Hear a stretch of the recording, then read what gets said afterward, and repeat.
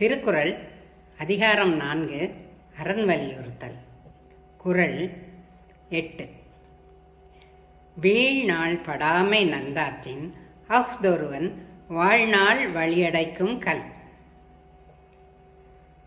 ஒருவன் அறத்தை ஒரு நாளும் இடைவிடாமல் செய்வானாயின் அச்செயலானது மறுபடியும் பிறவி வராமல் தடுக்கும் கல்லாகும்.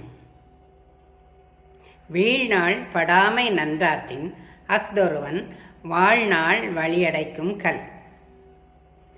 If one allows no day to pass without some good being done, his conduct will be a stone to block up the passage to other births. வீழ்நாள் படாமை நன்றாற்றின் அஃதொருவன் வாழ்நாள் வழியடைக்கும் கல்.